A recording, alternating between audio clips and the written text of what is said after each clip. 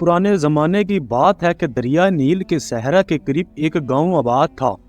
اس گاؤں کے لوگ اپنے دن کا آغاز فجر کی نماز سے کرتے تھے اور رات کو عشاء کی نماز کے بعد گاؤں میں سناٹا چھا جاتا تھا۔ اس گاؤں میں ایک غریب مچھیرا رہتا تھا، اس کا نام یوسف تھا۔ یوسف کی عمر 50 برس کے قریب تھی، مگر سمندر کی تیز ہوا، دھوپ کی سخت تمازات اور مسلسل محنت نے اسے وقت سے پہلے بوڑھا کر دیا تھا۔ اس کے چہرے پر جھریاں ایسے پھیلی تھی جیسے کسی پرانی کتاب کے صفحات جن پر زندگی نے اپنے تمام سبق لکھ دیے ہوں۔ یوسف کا گھر مٹی اور لکڑی سے بنا ایک چھوٹا سا جھونپڑا تھا جس کی چھت پر پرانا سا ٹاٹ پڑا تھا۔ بارش کے دنوں میں وہی ٹاٹ اس کی اور اس کے بچوں کی یہ ڈھال بنتا، مگر اکثر پانی ٹپک ہی جاتا۔ اس جھونپڑے میں یوسف، اس کی بیمار بیوی فاطمہ اور 2 بچے رہتے تھے، بڑا بیٹا امین اور چھوٹی بیٹی زینب۔ یوسف کا دن فجر سے پہلے شروع ہوتا، اذان کی آواز کے ساتھ ہی وہ اٹھتا، وضو کرتا اور 2 رکعت نفل پڑھ کر اللہ سے رزق کی دعا مانگتا۔ اس کے بعد وہ اپنی پرانی کشتی کی طرف چل پڑتا جو ساحل پر رسی سے بندھی رہتی تھی۔ وہ کشتی اتنی بوسیدہ ہو چکی تھی کہ ہر دن سمندر میں اترتے وقت یوسف کا دل کانپ اٹھتا، مگر اس کے پاس اس کے سوا کوئی ذریعہ روزگار نہ تھا۔ فاطمہ اکثر اسے روکتے ہوئے کہتی، یوسف آج سمندر کا رنگ ٹھیک نہیں لگ رہا، لہریں بے چین ہیں، آج مت جاؤ۔ یوسف مسکرا کر جواب دیتا، فاطمہ اگر میں آج نہ گیا تو بچے کیا کھائیں گے؟ اللہ مالک ہے، وہی حفاظت کرے گا۔ وہ اپنی پھٹی ہوئی جال کو کندھے پر رکھتا، کشتی میں بیٹھتا اور سمندر کے سینے کو چیرتا ہوا دور نکل جاتا۔ کبھی مچھلی ملتی، کبھی سارا دن خالی ہاتھ واپس آتا، مگر یوسف نے کبھی شکوہ نہیں کیا۔ وہ مانتا تھا کہ رزق اللہ کے ہاتھ میں ہے، سمندر تو صرف ایک ذریعہ ہے۔ امین ابھی چھوٹا ہی تھا، مگر غربت نے اسے عمر سے بڑا بنا دیا تھا۔ وہ اسکول جانا چاہتا تھا، کتابیں پڑھنے کا شوقین تھا، مگر فیس اور کاپیوں کے پیسے نہ ہونے کی وجہ سے اکثر ساحل پر ہی رہتا اور اپنے باپ کا انتظار کرتا۔ زینب ابھی 8 برس کی تھی، مگر ماں کی بیماری کی وجہ سے گھر کے بہت سے کام وہی سنبھالتی تھی۔ ایک دن سمندر نے یوسف کے ساتھ عجیب سلوک کیا۔ کئی دنوں سے مچھلی نہ ملنے کی وجہ سے گھر میں فاقے کی نوبت آ چکی تھی۔ فاطمہ کی دوا ختم ہو چکی تھی اور زینب بھوک سے نڈال تھی۔ اس دن یوسف نے سمندر کے بیچوں بیچ جال ڈالا اور دل سے دعا مانگی۔ کچھ دیر بعد جب اس نے جال کھینچا تو وہ حیران رہ گیا، جال بہت بھاری تھا۔ یوسف کی آنکھوں میں امید کی چمک آ گئی۔ بڑی مشکل سے جال کو کشتی میں کھینچا تو اس میں ایک نہیں بلکہ درجنوں مچھلیاں تھیں اور ان کے درمیان ایک سنہری صندوق بھی پھنسا ہوا تھا۔ یوسف کے دل کی دھڑکن تیز ہو گئی۔ اس نے صندوق کھولا تو اس کے اندر سونے کے سکے، زیورات اور قیمتی پتھر تھے۔ ایک لمحے کو اس کے ہاتھ کانپنے لگے۔ وہ سوچنے لگا، اگر میں یہ سب لے جاؤں تو میری غربت ختم ہو سکتی ہے، میرے بچے پڑھ سکتے ہیں، فاطمہ کا علاج ہو سکتا ہے۔ مگر اگلے ہی لمحے اس کے دل میں ایک اور آواز ابھری، یہ مال میرا نہیں، یہ کسی اور کا ہے۔ اگر میں نے اسے رکھ لیا تو کیا میرا رزق پاک رہے گا؟ یوسف نے آنکھیں بند کی، گہرا سانس لیا اور صندوق کو دوبارہ بند کر دیا۔ وہ جانتا تھا کہ اس کا ضمیر اسے کبھی سکون نہیں دے گا اگر اس نے خیانت کی۔ وہ صندوق کو لے کر ساحل کی طرف واپس آیا اور گاؤں کے سردار کے پاس گیا۔ سردار نے جب صندوق دیکھا تو حیران رہ گیا۔ کچھ ہی دیر میں خبر پورے گاؤں میں پھیل گئی۔ معلوم ہوا کہ یہ صندوق ایک تاجر کا تھا جس کی کشتی کئی ماہ پہلے ایک طوفان میں ڈوب چکی تھی۔ تاجر جب آیا اور اپنا مال صحیح سلامت دیکھا تو اس کی آنکھوں میں آنسو آ گئے۔ اس نے یوسف کے ہاتھ پکڑ کر کہا، تم چاہتے تو یہ سب اپنے پاس رکھ سکتے تھے، مگر تم نے امانت لٹا دی۔ اس نے یوسف کو انعام دینا چاہا، مگر یوسف نے کہا، میں نے جو کیا وہ میرا فرض تھا، میں انعام کا مستحق نہیں۔ تاجر نے زبردستی کچھ رقم اس کے ہاتھ میں رکھ دی اور کہا یہ انعام نہیں ہے، تمہاری ایمانداری کا حق ہے۔ اس دن کے بعد یوسف کی زندگی آہستہ آہستہ بدلنے لگی۔ اس نے کشتی مرمت کروائی، جال نیا لے لیا، امین کو اسکول میں داخل کرایا، فاطمہ کا علاج شروع ہوا۔ مگر سب سے بڑی تبدیلی یہ تھی کہ یوسف کا دل مطمئن ہو گیا تھا۔ امین پڑھ لکھ کر استاد بن گیا، زینب نے قرآن حفظ کیا۔ یوسف اب بھی سمندر جاتا، مگر اب لوگ اسے صرف غریب مچھیرا نہیں کہتے بلکہ ایمانداری کی مثال کہتے تھے۔ ایک دن امین نے اپنے باپ سے کہا، ابا اگر آپ اس دن وہ صندوق رکھ لیتے تو ہم بہت امیر ہوتے۔ یوسف مسکرایا اور بولا، بیٹا میں اس دن امیر نہیں بنا، مگر میں نے اپنی روح کو غریب ہونے سے بچا لیا۔ غربت انسان کو مجبور کر سکتی ہے، مگر ایمانداری انسان کو بلند کرتی ہے۔ جو رزق صبر اور دیانت سے ملے وہی اصل دولت ہے۔ یوسف کی زندگی میں آنے والی اس تبدیلی کے باوجود سمندر اب بھی اس کے لیے امتحان گاہ تھا۔ دولت کی معمولی آسائش آنے کے بعد بھی اس نے اپنے اصول نہیں بدلے۔ وہ اب بھی فجر سے پہلے اٹھتا، دعا مانگتا اور کشتی کی رسی کھولتے وقت یا اللہ کہنا نہیں بھولتا تھا۔ فرق صرف اتنا تھا کہ اب اس کے دل میں خوف کم اور شکر زیادہ تھا۔ فاطمہ کی صحت آہستہ آہستہ سنبھلنے لگی تھی، مگر بیماری نے اس کے جسم کو کمزور کر دیا تھا۔ اکثر شام کے وقت وہ جھونپڑے کے باہر بیٹھ کر سمندر کی طرف دیکھتی اور یوسف کے لیے دعا کرتی تھی۔ وہ جانتی تھی کہ اس شخص نے صرف اس خاندان ہی نہیں بلکہ اپنی ایمانداری سے پورے گاؤں کی تقدیر بدلی ہے۔ ایک دن گاؤں میں ایک بڑا مسئلہ کھڑا ہو گیا۔ قریب کے شہر سے ایک طاقتور تاجر آیا جو ساحل کے ساتھ ساتھ ایک بڑا مچھلی فارم بنانا چاہتا تھا۔ اس منصوبے کا مطلب یہ تھا کہ غریب مچھیروں کی کشتیوں کے لیے سمندر تک رسائی محدود ہو جائے گی۔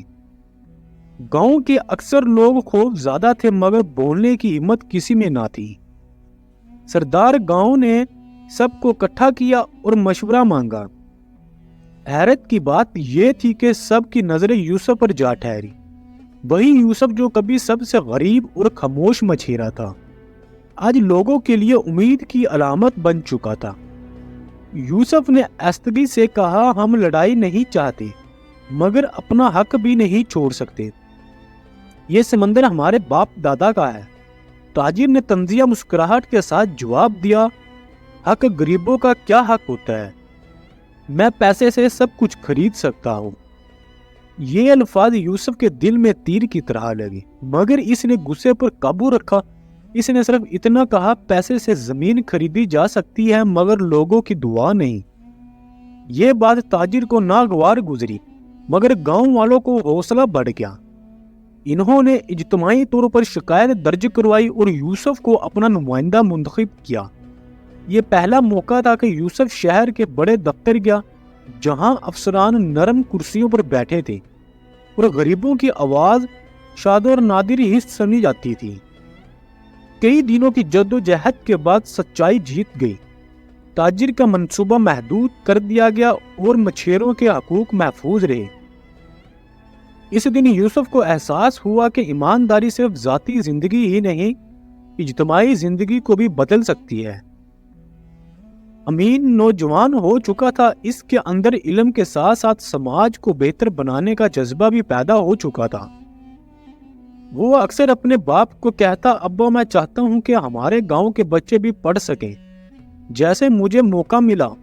یوسف نے اس کی بات سن کر سمندر کی طرف دیکھا اور کہا، بیٹا علم وہ جال ہے جو جہالت کی مچھلی کو پکڑ لیتا ہے۔ چند ہی برسوں میں امین نے گاؤں میں ایک چھوٹا سا مدرسہ اور اسکول قائم کیا۔ زینب وہاں بچوں کو قرآن پڑھاتی تھی۔ فاطمہ جو کبھی بیماری سے نڈھال رہتی تھی اب بچوں کے لیے دعائیں کرتی اور کہتی، میرا شوہر غریب تھا مگر اس کا دل بادشاہوں جیسا تھا۔ ایک رات سمندر میں شدید طوفان آیا، کئی کشتیاں ڈوبنے کے قریب تھی۔ یوسف نے اپنی جان خطرے میں ڈال کر 2 نوجوان مچھیروں کو بچایا۔ اس رات اس کا جسم ٹوٹ گیا مگر اس کا حوصلہ اور بلند ہو گیا۔ कुछ दिन बाद वो बिस्तर से ना उठ सका। अमीन इसके सरहाने बैठा और रोते हुए बोला, अब्बा आपने पूरी जिंदगी हमें संभाला, अब आराम करें।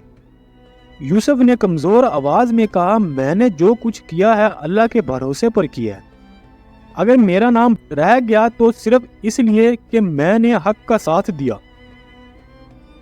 चंद दिन बाद फजर के वक्त जब समंदर पर सुकून था, यूसुफ खामोशी से इस दुनिया से रुखसत हो गया। गांव के हर शख्स की आंख नम थी। लोग कहते थे समंदर ने आज अपना सबसे ईमानदार बेटा खो दिया। यूसुफ तो चला गया मगर इसकी कहानी जिंदा रही। हर नई नस्ल को यह बताया जाने लगा कि गुर्बत जुर्म नहीं मगर ईमानदारी छोड़ देना सबसे बड़ी गुर्बत है। यूसुफ के इंतकाल के बाद भी गांव में इसकी याद जिंदा रही। लोग अक्सर साहिल के किनारे बैठकर इसकी कहानी सुनाया करते थे। बच्चे पूछते, बाबा यूसुफ अब कहाँ हैं? बूढ़े मुस्कुरा कर जवाब देते थे, वो तो समंदर में है मगर इनकी ईमानदारी की रोशनी हम सब के दिलों में है। अमीन और ज़ैनब ने अपने वालिद के असूलों को जारी रखा। अमीन ने स्कूल की तालीम के साथ साथ गांव के नौजवानों को भी समंदर और मछली मारने के सही तरीके सिखाए ताकि वो न सिर्फ रिज़्क कमा सके बल्कि समंदर की हिफाजत भी कर सके। ज़ैनब बच्चों को कुरान के साथ साथ अखलाकी कहानियां भी सुनाती थी जिनमें यूसुफ की ईमानदारी और सब्र का जिक्र होता था। एक दिन गांव में एक नौजवान लड़का आया जिसका नाम हमाद था। वो शहर के पढ़े लिखे घराने से ताल्लुक रखता था मगर किसी जाती मुसीबत की वजह से गांव आया था। हमाद ने अमीन से कहा, मैंने सुना है कि यहाँ के मछेरों के दिल यूसुफ की तरह सच्चे हैं। मैं चाहता हूँ कि आप मुझे सिखाएं कि कैसे ईमानदारी और मेहनत से जिंदगी बदल सकते हैं। अमीन ने मुस्कुरा कर कहा, आओ हम तुम्हें वो सब सिखाएंगे जो हमें वालिद से मिला, लेकिन याद रखो ये सिर्फ पैसे के लिए नहीं है बल्कि दिल की पाकीज़गी के लिए भी जरूरी है। हमाद ने अमीन और ज़ैनब के साथ कई दिन गुजारे।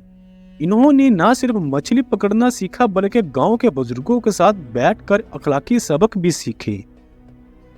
वो जान गया कि गुर्बत, मसाइल या मुश्किलात इंसान को शिकस्त नहीं दे सकती अगर दिल साफ हो और नीयत पाक हो। इसी दौरान गांव में एक और इम्तिहान आ गया। समंदर की लहरें अचानक ज्यादा शदीद हो गई और कई मछली के जखीरे खत्म हो गए। बहुत से मछेरों का रोजगार खतरे में पड़ गया, लेकिन अमीन ने गांव वालों को जमा किया और कहा, हमें अपने वालिद के असूल याद रखने होंगे। सब्र, मेहनत और ईमानदारी से हम दोबारा सब कुछ हासिल कर सकते हैं। सब ने मिलकर नए जाल बनाए, कश्तियों की मरम्मत की और एक दूसरे की मदद शुरू कर दी। हमाद भी हर कदम पर साथ था। ऐसा ऐसा सबकी मेहनत रंग लाने लगी और गांव का माहौल पहले से ज्यादा खुशहाल हो गया। फातिमा जो अब सालों बाद कमजोर सी थी, अक्सर बच्चों को देखकर मुस्कुरा देती और दुआ करती, अल्लाह हमेशा सच्चाई और मेहनत करने वालों के साथ हो। इसका ईमान और दुआएं गांव के हर शख्स के दिल में उम्मीद पैदा करती रही। यूसुफ की जिंदगी और असूल अब सिर्फ एक शख्स तक महदूद नहीं रहे, वो गांव के हर घर में मुंतकिल हो गए थे।